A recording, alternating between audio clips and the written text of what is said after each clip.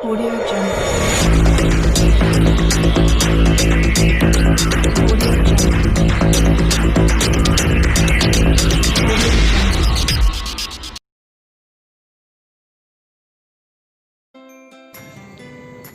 Good morning बच्चों, कैसे हैं आप? Good morning ma'am. बच्चों, कल हमने घर्षण के बारे में पढ़ा था। मुझे उम्मीद है आपको समझ आ गया होगा। पहेली, आप बताओ, अब आपको समझ आ गया कि बूझो कल क्यों गिर गया था? यस मैम, अब मुझे अच्छी तरह समझ आ गया है। आज हम पढ़ेंगे कि घर्षण हमारे लिए हानिकारक तो है, लेकिन कुछ स्थितियों में घर्षण अनिवार्य भी होता है। सबसे पहले हम ये देखेंगे कि घर्षण हमारे लिए कहाँ कहाँ पर आवश्यक होता है। जैसे कुछ उदाहरणों के साथ आप इसे आसानी से समझ पाएंगे कि घर्षण के कारण ही आपने यदि किसी दीवार में कील लगाना है तो आप घर्षण के कारण ही लगा सकते हैं। अगर घर्षण ना हो तो दीवार में कील लगाना मुश्किल हो जाएगा। इसी प्रकार आपका चलना, अगर आप चलना चाहते हैं किसी सतह पर तो चलने के लिए भी हमें घर्षण की आवश्यकता पड़ती है। घर्षण के कारण ही सतह पर हमारी जो है वो पकड़ बनती है, जिसके कारण हम चल सकते हैं। आपने देखा होगा कि यदि किसी सतह पर पानी या तेल जैसा कोई पदार्थ गिर जाए तो उस सतह पर आपके लिए चलना बहुत मुश्किल होगा, क्योंकि ये कैसी सतह बन जाएगी? चिकनी सतह, और यहाँ पर घर्षण जो है वो बहुत कम हो जाएगा। इसी प्रकार आपने देखा है कि कक्षा में जब मैडम या सर आपको पढ़ाते हैं तो वो बोर्ड पर लिखते हैं, जब चौक से श्यामपट्ट पर लिखते हैं तो चौक के जो कण होते हैं वो ब्लैक बोर्ड के साथ एक पकड़ बना लेते हैं और उसकी सतह पर, बोर्ड की सतह पर चिपक जाते हैं, जिससे कि आप उन्हें अक्षरों को अच्छी तरह देख पाते हैं। यदि बोर्ड की सतह भी चिकनी हो जाए तो अक्षर हमें स्पष्ट दिखाई नहीं देंगे। अगला है कि घर्षण का हमारे और कहाँ उपयोग होता है?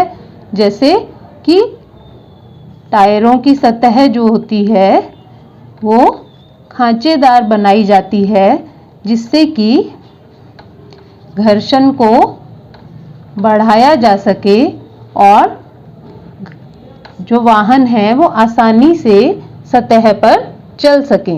यदि घर्षण ना हो तो वाहनों का चलना बहुत मुश्किल होगा। घर्षण के कारण ही वाहन जो हैं चल भी सकते हैं और आसानी से रुक भी जाते हैं, या उनकी गति जो है वो मंद हो जाती है, धीमी हो जाती है। तो इस प्रकार आपने देखा कि बहुत सारी स्थितियों में घर्षण जो है हमारे लिए बहुत अनिवार्य है। बिना घर्षण के हम कार्य नहीं कर सकते। अब हम मुख्यतः यह देखेंगे कि किन स्थितियों में घर्षण हमारे लिए हानिकारक होता है। घर्षण के कारण जूते, चप्पल जो भी होते हैं हमारे, उनके जो सोल होते हैं वो क्या होते हैं? घिस जाते हैं।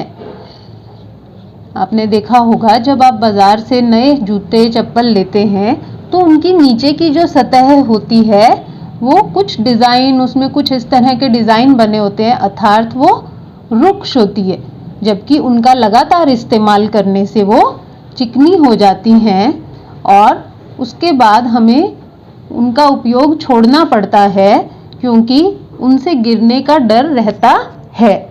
और इसी प्रकार टायर वगैरह भी घिस जाते हैं हमारे। दूसरा जो मुख्य हानिकारक प्रभाव होता है घर्षण का, वो ये है कि घर्षण के कारण ऊष्मा उत्पन्न होती है, जो कुछ स्थितियों में तो हमारी मददगार है। जैसे अगर हमने अपने हाथों को रगड़ते हैं हम सर्दी में तो ऊष्मा उत्पन्न होती है। इसी तरह माचिस जब हम जलाते हैं तो माचिस की रुक्ष सतह जो होती है वहाँ पर ऊष्मा उत्पन्न होकर माचिस जल उठती है, लेकिन मशीनों में ये ऊष्मा जो है वो अवांछनीय है, अवांछनीय है, क्योंकि ये उनकी कार्य क्षमता को कम कर देती है। गर्म हो जाती हैं मशीनें तो उनकी कार्य क्षमता प्रभावित होती है, और मशीनों के जो भाग हैं, बहुत सारे भाग होते हैं जैसे बॉल बेरिंग वगैरह लगे हुए होते हैं उनमें, वो भी घिस जाते हैं घर्षण के कारण। और ये ना घिसें इसके लिए हमें क्या करना होता है, पहले भी आपको बताया मैंने कि हम मशीनों में स्नेहक तेल का प्रयोग करते हैं जिसके कारण वो स्मूथली चल सके। मैडम जी, हमें घर्षण अच्छी तरह समझ आ गया है। अब हम इन क्रियाकलापों को घर पर रहकर अच्छी तरह करके देखेंगे। हम किताब में से भी इन्हें अच्छी से पढ़ेंगे। Thank you ma'am.